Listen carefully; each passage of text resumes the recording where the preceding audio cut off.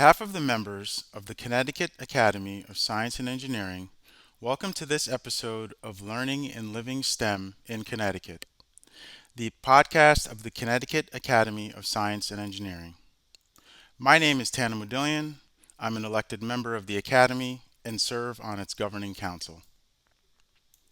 For more information about the Academy, please visit ctcase.org. Our topic today is ticks and tick-borne illnesses. Since disease was first identified in Connecticut in 1975, there have been an alarming increase in the population of ticks and tick-borne illnesses. Here to discuss a new app for identifying tick species and assessing the risk of potential tick-borne diseases are Antonia Kolb and Dr. Victoria Schulman, both from King School in Stamford. Antonia is a recent graduate and will attend Harvard University in the fall to study environmental science and engineering. Dr. Schulman is a member of the science faculty and director of science research at King School and Antonia's research advisor.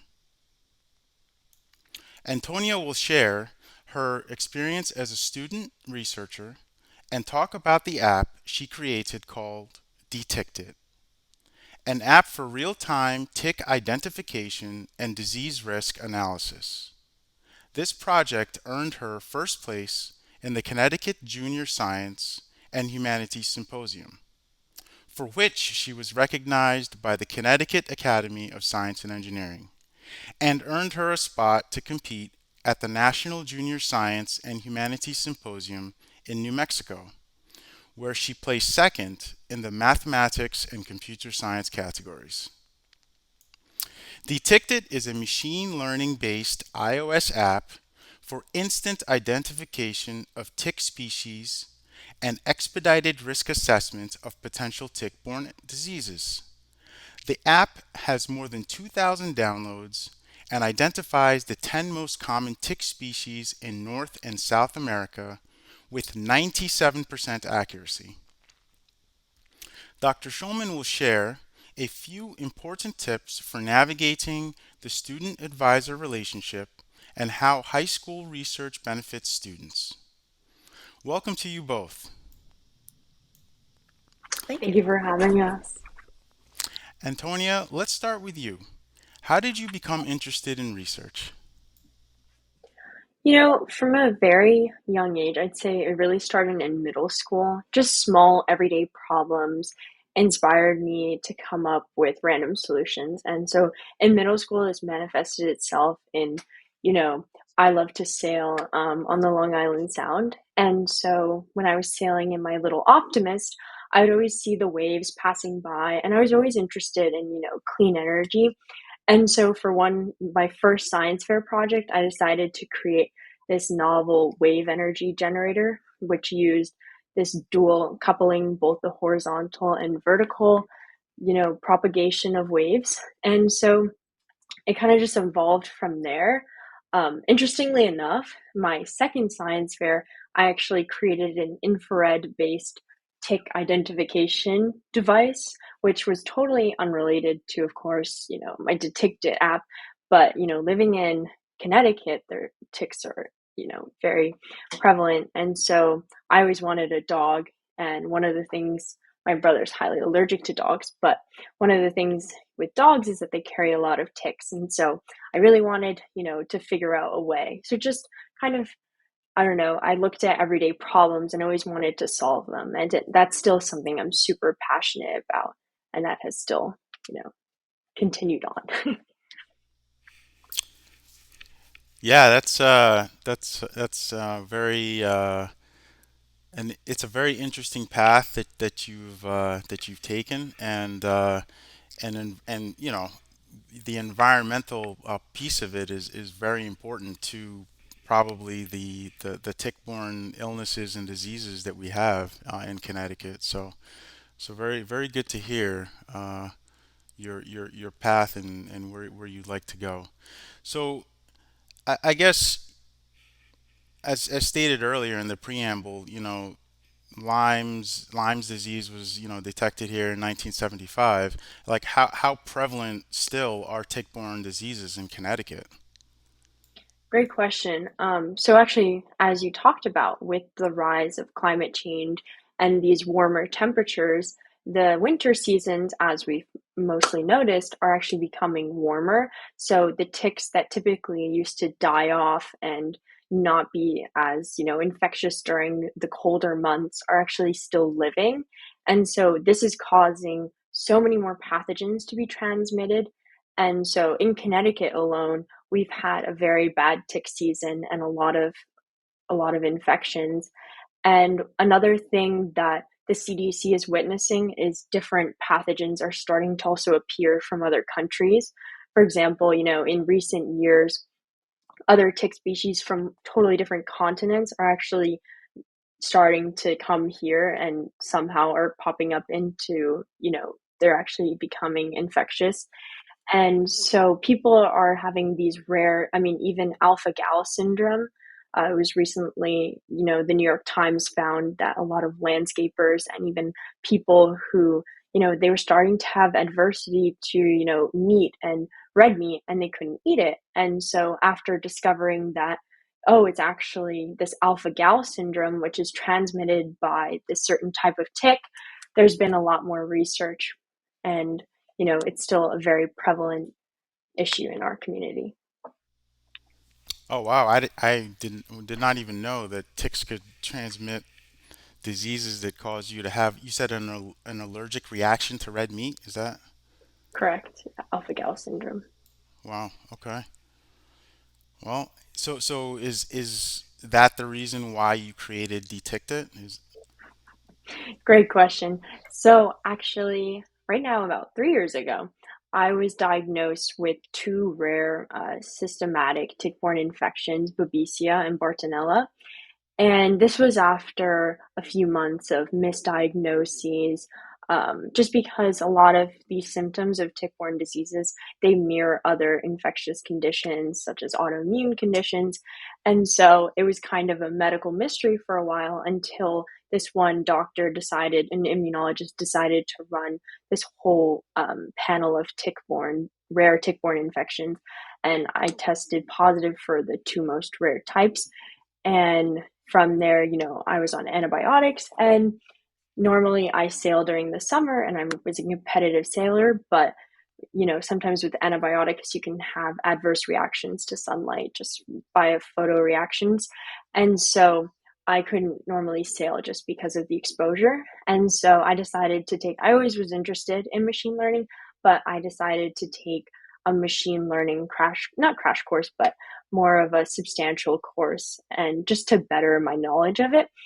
And towards the end of the course, I was learning about how to, diagnose diabetes, like all these different case studies that you could use of applications of artificial intelligence and machine learning and how it could be applied to all these different problems in the real world. And so I had this idea of, oh, well, could machine learning be used for tick identification? And so I actually first started off with training a dog versus cat convolutional neural network just to actually test out because I wasn't sure, how this would manifest itself, just using machine learning for tick identification. That didn't come to me until the latter parts. And so I first tested this dog versus cat just to basically get, how to build a neural network that could actually distinguish between, something as basic as dogs versus cats. Because I mean, I have a dog, I have a Shih Tzu, and if you look online of dog and cat photos, there's a lot. But if you look at tick photos, there's not so many, which, I'd rather see a cute dog photo than a tick photo. And so this was a huge struggle too in machine learning and just computer science because typically, as I saw with my dog versus cat, just this proof of concept, you're working with these highly, these huge models where you have a plethora of photos and millions of photos to train these models on. And so for actual ticks, if you look up ticks, which I don't recommend, um, and actually, scrape all these photos of ticks to use for a neural network, there's actually not that many clean photos. And this is partly too because when you search up, the way Google works is when you search up an image, sometimes similar images will pop up and it's not what you want. And so this was really time intensive too because I wanted to make sure that I was trying to use CDC photos, but also photos of ticks that were actually accurate to the species. So this was a large challenge in the beginning, but as I, grew the platform, it became an easier endeavor. Yeah, I mean, just just the fact that you said you took a crash course in machine learning, I mean, that takes people years to to get up to speed on. So good on you for that. You mentioned that that one of the major challenges was the database for images. Were there any other challenges beyond just the database for images that you encountered in developing this app? So, yeah, I would say the biggest challenge for this app, and that still remains to this day, is just data collection. The CDC, even this is going into the risk side of the app. So, when the user takes a photo of a tick that they find on the app, after it identifies the species utilizing the machine learning algorithm, it'll then, based on the exact location of the user, it'll give the user this risk assessment of potential tick-borne diseases. And this is based on the Centers for Disease Control and Prevention, their tick pathogen and spatiotemporal statistics. And so they have this huge database. But one thing I noticed was, because of COVID, of course, the CDC's focus, they had before COVID, the CDC actually had this robust tick testing program. But after COVID and the start of COVID, their direction shifted, of course, their efforts shifted. But one of the things that remains current to this day is that the tick testing and pathogen surveillance is much lower than it should be. And there were even studies where, there was a lot of underdiagnosis of certain tick-borne diseases that were not even tracked. And this is also, though, due to the asymptomatic or, often conflated nature of these diseases and how they overlay with other diseases. And so, just one of the hardest parts of this project was just getting to that point of having this solid data foundation to base the app on. Because without the correct data and, having sound algorithms to actually, understand, be able to interpret the data, there would be no accuracy margins. And so that was one of the hardest parts was how do I work with such a limited data set and I did, transfer learning, which is where you take a highly, from, for example, your dog versus cat. It's highly accurate because there's so many photos. And so you train a model on a very specific task that can be then applied to a more limited field of knowledge with tick photos. But later, as I accumulated more photos from the CDC and other health departments, which were um, basically serologically verified, I was actually able to build on the database, even though it is still very limited compared to other, even machine learning based apps. Interesting. Okay. So I actually wanna jump over to Dr. Schulman real quickly because as an advisor, do you have anything that you'd like to add on navigating some of these challenges that your advisee had, especially some of the bigger challenges that she had? Sure. So, one of the major challenges for me while advising Antonia is that I am a classically trained geneticist. I am not a computer science guru. I am not a physicist. I am not any of the things that she wants to be. So, from there, it was a little bit challenging for me to guide her down the specific content path that she wanted to pursue.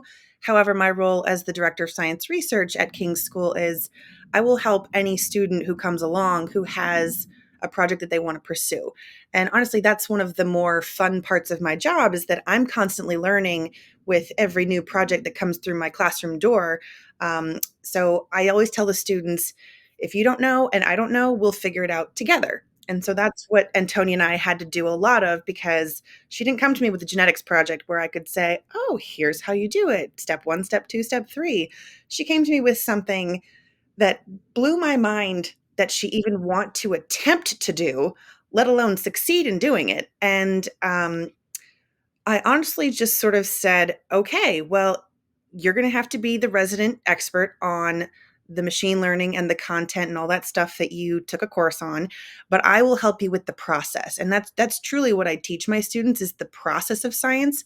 So once she had data, she really came to me for, here's what I have, here's how it works, what do I do with it? And so I helped her put it into a manuscript, and we got her published, and that gained some attention. And then she got the next accolade, and she got to be the congressional app winner, and she had to go speak with Jim Himes about this. And she was saying, well, how do I present this, how do I strategically position this in this context to make sure that I stand out amongst my peers? And, oh, there's such and such a student from a different school who's got a similar project. How do I make mine stand out more than hers? And so I really helped with the strategy and what to do with the data, because I'm a published scientist from my yesteryears in my previous career. I've given hundreds of presentations. Not to toot my own horn, but I've won a few awards myself. So really the knowledge that I'm imparting onto the students is, A, don't be afraid of the unknown. No one knows this answer, so just try. And B, here's the strategy of how you move to the next step. And I can recall some very late nights where she and I were emailing back and forth until 1 or 2 in the morning, trying to get her paper in the right format for this manuscript she wanted to submit, and putting together presentations for something the next day. So in terms of the challenges, my biggest challenge when dealing with Antonia and her interests is that her interests have zero overlap with my interests. So I had to really learn with her along the way. But that's, again, one of the more fun things that I do with the students. They come to me with a challenge, we figure it out together. And then the other challenge is the same as any other project, where she had this great project. What does she do with it next? And so then it's really just a matter of me putting her in front of the right venues, the right avenues, the right people to get her noticed. And, sometimes that's a lot of cold calls, which can be anxiety inducing for some, but you just got to do it. And so I'm willing to do that for my students, sort of put myself out there. And it's a little terrifying at times, but just to look back and see all the success that she's had has been wonderful and makes it all worthwhile. So I'm fine to take that one for the team. No, I mean that is very important, and and at the end of the day, it is a team effort, right? So For it's not sure. only the student, but it's also the advisor. I've been in situations, or I've heard of situations where the advisor just puts everything on the student, and the student has to go and do everything themselves, right? So it's nice to see this dynamic between the two of you, and it's an exemplar of how it should be, right? So thank you for sharing that perspective with us here. So let's jump back over to you, Antonia. You've talked about Detected a bit, and I'm still trying to get my head wrapped around like how it works and what you're doing and when are you supposed to, take these pictures, etc. So what makes it Detected different from other apps and services that you can pick up at the iOS store presently? So currently, Detect It is the only free machine learning based app that is able to identify tick species via photo, and also added with this risk assessment, which is totally novel in terms of what is available and what's out there. Detect It also does have 97% accuracy, which is one of the higher accuracies in literature. Um, and so one of the things that's special about Detect It too is that it's machine learning based. So, for example, when someone takes a photo of the tick that they find, as opposed to either, sending it in via mail, which is the current route of many of these encounters.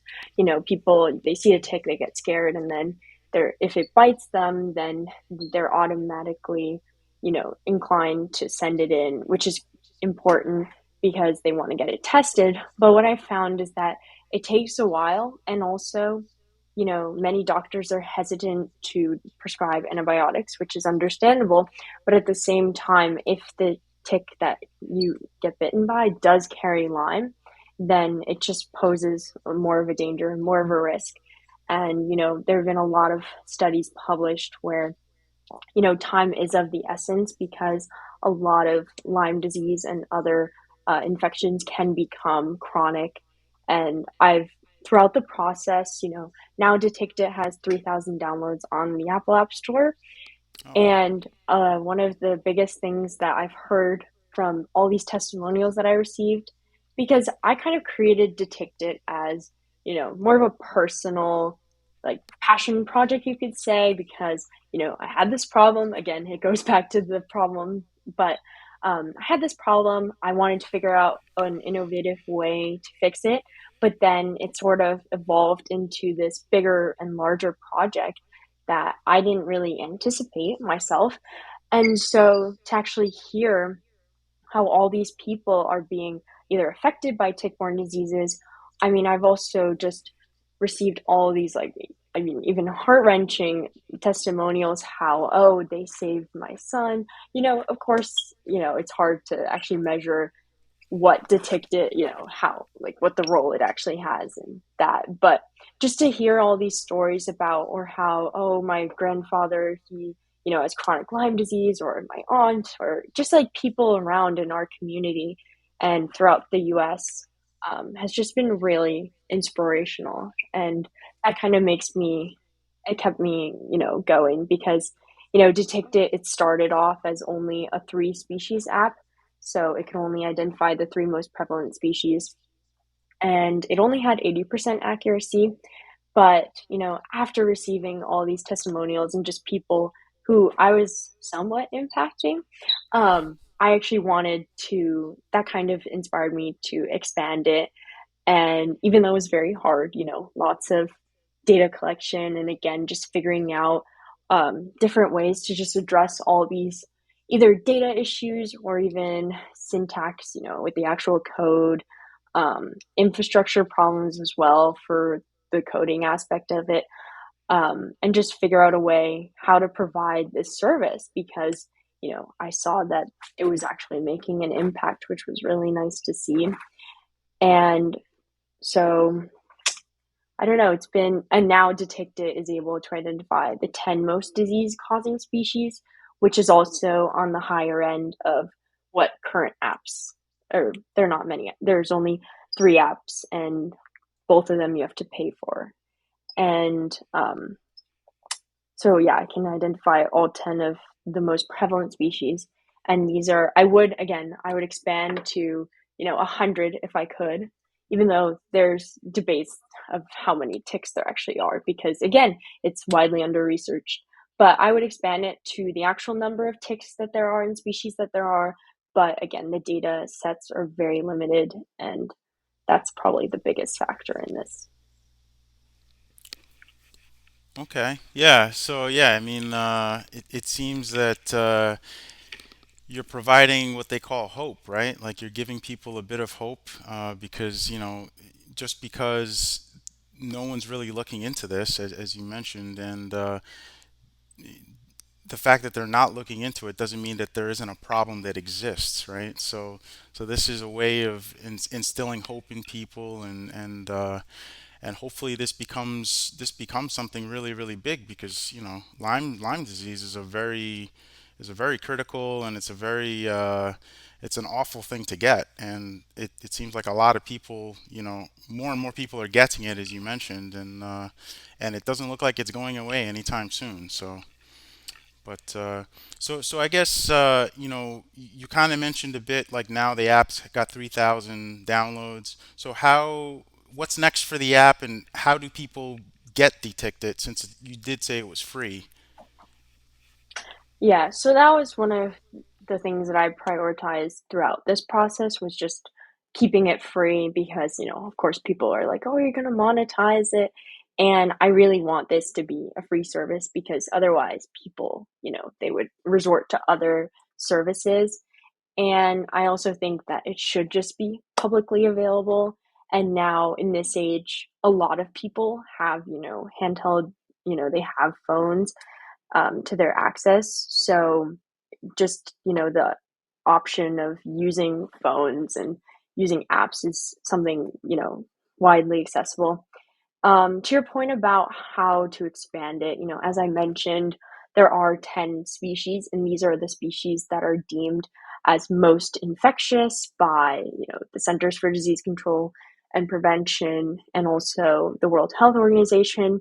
But, this only includes really, I would say, the United States and some parts of South America. But I would ideally like to expand it, worldwide. Um, you can download the Detict It on the Apple App Store by just searching it or by going to detickт.com. And also, one of the things that um, we have an email too, and I've been receiving a lot of emails from people who are inquiring about totally different countries. I've been getting a lot of Australia requests, Austria requests, um, just other countries where they're like, we have ticks too, and, in literature, maybe there's not as much research for those countries. So that's one of the issues is I would love to expand it to, Austria or Australia.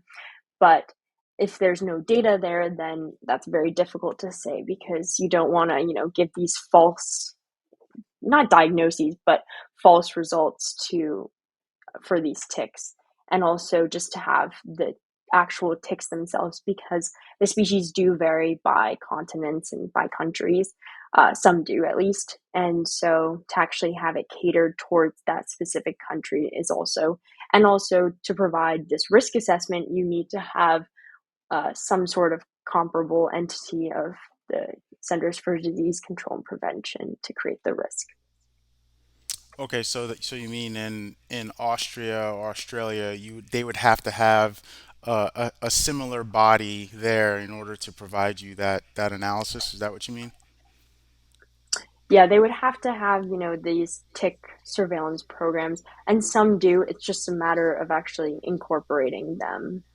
I see. Another thing I've also gotten many requests for is an Android version of Detect It because it's currently only Apple, and that was just because when I was actually developing it and learning how to deploy an Apple App Store app, basically, um, it was just an easier infrastructure because to deploy it onto the Apple App Store, you can use Swift for native iOS development. And that's what I knew at the time. So I just decided to go with that coding language. The actual backend was in Python. But recently, I actually changed it over to Flutter, which can be used for both deployment onto the Apple App Store and the Android and the Google Play Store. So an Android version is coming, but it's going to take a little bit. Okay, I was gonna say you're leaving out a large percentage of the market that I have know, exactly. Android phones. So yeah, so that can help with your data gathering and getting you more information for your research. So that's fantastic news. So folks on the line, if you're an Android user, stay tuned. Stay tuned. So let's pop over to some different questions here. You know, from more of a scientific perspective. Antonia, what advice do you have for students thinking about STEM career and the possibility of doing research in high school? I would say don't be afraid to ask for help.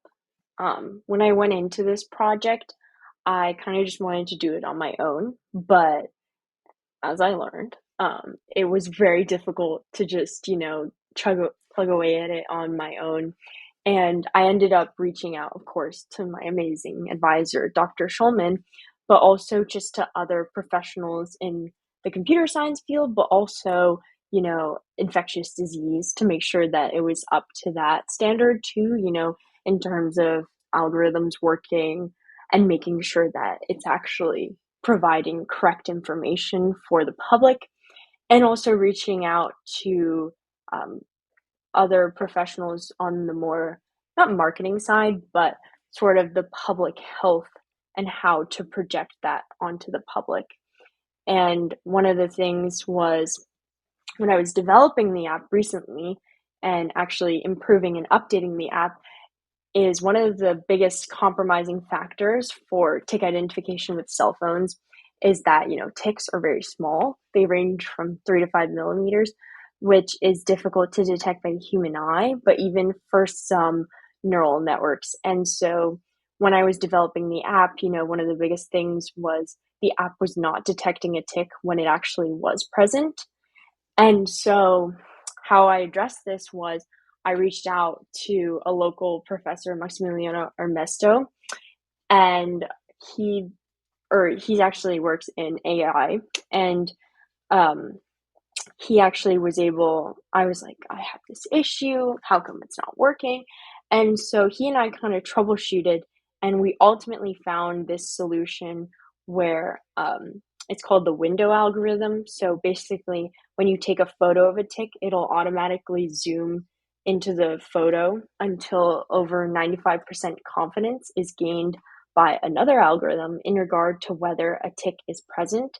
And so what this did was basically create this auto magnifying algorithm, and it totally boosted the accuracy of the model. And so I would say, don't be afraid to ask for help. It's, science, it's a cumulative process. You can't just be the only one. And also just share your insights. And in regard to, engaging in science research in high school, I would say if there's a problem that you're really passionate about, pursue it, because for example, nobody was working on, at least in the science fair, because I did a lot of science fairs in high school with Dr. Schulman as my advisor. And during a lot of the science fairs, you see all these different projects, and a lot of them are in regard to cancer research and using machine learning for cancer. And so I saw all these projects, and I didn't see anyone with ticks. And I was kind of discouraged. I was like, wait, is nobody doing ticks? But you know what? That turned out to be a good thing, because at first I got a lot of feedback, negative feedback, where they're like, oh, just do cancer research. Like, we need it more than tick-borne diseases. Who gets tick-borne diseases? What are ticks? And that actually just made me want to pursue it even more, because, I wanted to pursue this passion of mine, and just I saw the underdiagnosis and the misinformation online, and I just really wanted to put ticks at the forefront. And, I still was the only one at the science fair, because I was recently at the International Science and Engineering Fair in LA, and I still was the only tick project. But you know what? Um, I hope that, future, there's a lot of work being done on tick-borne diseases, and I think it's about time. Yeah, like I said, it's not going away, and unless they get a cure to all the different diseases that are Exactly. present, I mean it's much needed, and good for you for sticking to your guns and providing a service that is very necessary. So, Victoria, just getting over to you here. What's your perspective on the question I just asked Antonia? Like what advice do you have from your perspective as the advisor for students interested in science or thinking about STEM careers and the possibility of doing research in high school? I think that they really should go for it. I have a colleague, former colleague, actually, he's moved on to a different institution, who said a beautiful line that has always stuck with me. He said that the point of high school is to find the thing that is your thing. And so if students are a little bit interested in STEM, try it. And the worst case scenario is you find that you don't like it. And that is still just as informative as realizing that you love it.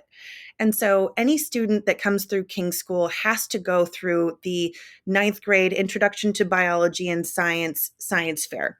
Now, a lot of times these projects are very simple. Antonia took a slightly different route. um, but a lot of times kids who do that will find out that A, they really don't like science, so they'll move on to humanities or economics or something else. But a lot of times that is an eye-opening experience for students. And then my office is flooded with students wanting to do more and go higher, go bigger. And so anyone who's maybe interested in doing STEM in high school, I would say just try it. The worst thing that could happen is you just don't enjoy it. But either way, you'll still have a project to speak about. You'll still have some sort of talking point for your college applications or your job resume, your job interviews, things like that. Um, but the other thing is, just like Antonia said, two things she said that I would echo a lot is one, ask for help. No 15-year-old is nearly as knowledgeable as an almost 40-year-old who's been down that same path before and unfortunately did it later than most of these high school students. So a lot of what I love about my role is that I'm bringing an experience to high school students that I didn't get until I was in graduate school after undergrad. And so to give these students that opportunity early, help them know a little bit more about where they want to go earlier on will just set them up for greater success in college. They can be a little bit more specific, a little bit more directed in their college studies. And so that's one thing I love about my role is bringing that to them earlier. I didn't get there till later. It was a little wishy-washy for a while, but made the decision, the choices that I did. The second thing is that Antonia said that I really want to echo, which I guess is my third piece of advice. So try it, ask for help. And the third thing is don't be afraid to be the only one. If everybody's working on cancer, it makes it 10 times harder for you to stand out. But if you're the only one working on ticks, you stand out by default. And honestly, I think that that has helped Antonia in all of her successes. I mean, she's pretty much made it to every national and international stage that one could get to in all of these competitions. So in that sense, you know, she's if you follow golf, she's completed the Grand Slam of science fairs, which is amazing. But I think that's because she was not afraid to be the only one to sort of go down a niche path that was unexplored. Just because it's unexplored doesn't mean that it's not worth pursuing, just means no one has done it yet.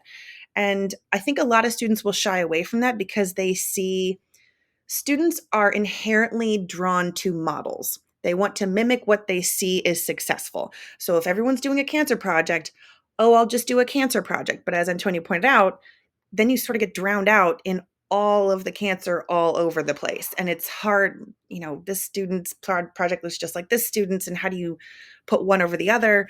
Um, and the other thing is that, you know, a lot of times students want the quick and easy recipe to success. Well, Antonia basically carved her own path. And so I'm constantly telling my students, if you are afraid to take initiative, this may not be the path for you. You need to be able to just go for it, jump in the deep end, and try something. Because if you're waiting for someone to give you a to do list of what to do to make the next greatest discovery, it'll never come to you. Because the reason that discovery hasn't been made yet is because people don't know how to get there.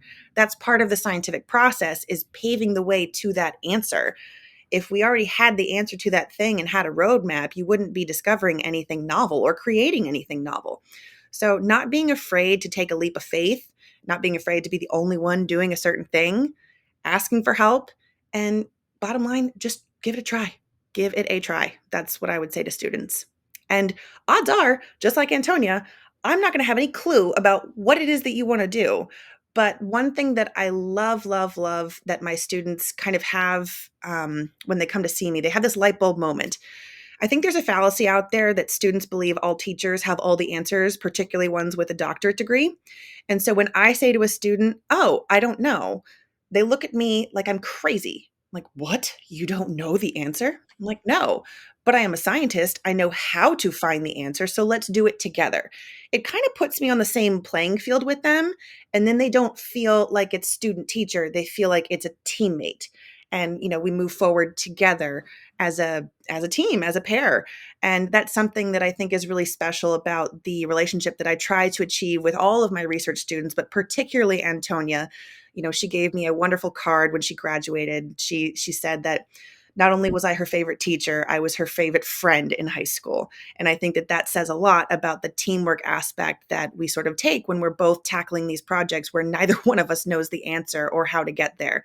But we figure it out together and we see what we can come up with. And I think me modeling that lack of fear of the unknown, like let's just try it, let's just do it, I think that that helps the students too.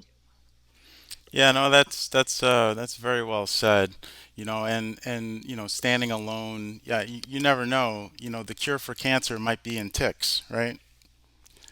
Who knows, right? You never know. But the your point about trying something and staying the course and asking for help and being a team player, would you say that these are characteristics that students should look for in an advisor or mentor, or what would you say to that, Victoria? I would say absolutely. If you have if you are reaching out to someone to be your potential mentor or advisor and they have sort of a I'm up here, you're down there attitude, it's not going to go well. That to me sounds more like a dictatorship, not necessarily a leader who's truly going to guide their followers. Naturally in the classroom, I'm the teacher. So by default, I'm the leader. But I read something somewhere that a true leader teaches others to lead, not orders people around. And so I do think that in guiding Antonia over these past 4 years, I have taught her how to be a trailblazer. And she is now a leader in her own right, particularly in this particular field. I mean, she's had countless interviews with major institutions and governing bodies, and Pet MD reached out to her wanting to buy her app. She had to kind of politely say no thank you and make it better. So she has navigated some things as a 15, 16, 17-year old that some adults have never had to encounter. And I take pride in that, knowing that I played at least a small part in helping her get there. But I think that that embodies the whole point of what an advisor should do. An advisor or a leader should be teaching others to lead their own project, their own path, their own passion, as opposed to just barking out commands and orders and things like that. So if a student is looking for an advisor, look for someone who has a true team spirit because they're the ones who are going to help you get the farthest. Sometimes students are drawn to the fancier labs where the really cutting edge science is happening, but sometimes, and I've experienced this in my own life, sometimes those fancier labs have a leader who's a bit more selfish and is not there for your gain but rather for their gain, and it doesn't end well for the person who's not leading the lab. And so I, having had both experiences where I had, in graduate school I had a leader who helped me become a leader, and then I had another experience where my leader was a bit more selfish and was not there to help me accomplish any of my goals. I appreciate that I had both of those experiences so that now I can say, okay, I'm going to be the former and make sure that I, as a leader, teach others to lead. And, one thing that a lot of my administrators have said to me, they've said, how did you get all these students to get to all of these great heights? And I say, you know what? I give them some guidance and then I just get out of their way. That's what I do. Whereas I think if someone who was a little bit more selfish about it would want the spotlight and would always want to be the one to get credit for Antonia's successes or my other students' successes. But, when I was asked to come on here and sort of play a back burner role, that's fine. That's what I normally do. I would rather sit back and watch my students shine. And I think that that is a characteristic that students should look for in a mentor or advisor, not someone who's going to steal your limelight, but someone who's going to uplift you and put you in positions to be in the limelight or on the pedestal or have those opportunities. I think it's important for all advisors and teachers to provide students with the opportunities that would have made a difference for them when they were younger, to give them the chances that they could have capitalized on when they were younger to make a difference. And so that's what I try to do with my students, particularly, as you see here with Antonia. It seemed to work. Yeah, yeah, yeah. Congratulations to the both of you. I mean, you guys have, you as an advisor have done a remarkable job, and Antonia, as a student and researcher, you've done a remarkable job as well. And next year going over to Boston and going to be doing some big things there. I'm expecting as well. So between now and the start of the school year, what are you guys both doing with your time this summer? Anything fun? Any travel or anything that you guys are gonna partake in?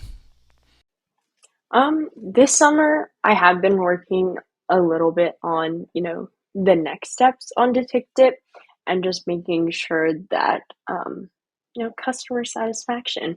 But also, I've been working as an AI intern for this animation, like AI animation company, which was super cool. And I've also been traveling and getting ready for college. Anywhere fun? Traveling. Where have you gone? I went to Vienna in Austria because I'm Austrian. So, hopefully I can expand the app to Austria. I see the connection to Austria. You talked about it earlier, so good Exactly. on you. Good on you. Yep. Victoria, how about you?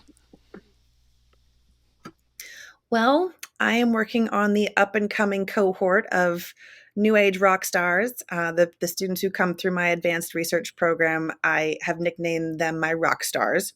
So Antonia just graduated from my program. It's about 2 years. And so this summer, I've got my incoming cohort who are all scattered around the East Coast doing their internships, and I'm helping them through their challenges. In fact, just this morning, I had a meeting with a student who was having some trouble with his project, getting it up and off the ground. So we brainstormed a bit. I also read a proposal from a different student a couple days ago. So for someone in my role, the summer doesn't mean that teachers are off duty. I may not be physically in the school building. I am actually currently on vacation with my children and family at the beach, but I still am ever present.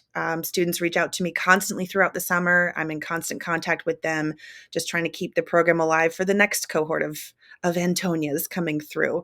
So helping them troubleshoot their problems, getting their project off the ground, and hopefully they will be, the next Antonia. We'll see how that goes. That sounds good. Sounds like you guys both have your summers cut out for you, and good things are coming your way, and hopefully lots of success in the fall and future successes to you both. I like to thank you both for coming on this podcast. We really appreciate uplifting local Connecticut folks, and we are very much appreciative of your time. And the folks listening, I'm sure, are going to gain a lot of new insights from what you've had to share today. So thank you so much for that. Thank you so much for having us both. Yes, thank you so much for having us. You're welcome. On behalf of all of us living in Connecticut and others tuning in from other states, thank you, Antonia and Victoria, for sharing your research experiences, encouraging others to engage in science and technology, and for inspiring all of us with your achievements. You've both given us a lot to think about. Listeners, I encourage you to subscribe to this podcast on Apple Podcast, Spotify, Amazon Music, or YouTube, and visit the Academy's website at ctcase.org to learn more about our guests, read the episode transcript, and access additional resources, as well as to sign up for the Case Bulletin. Thanks again, Antonia and Dr. Schulman, for being our guests.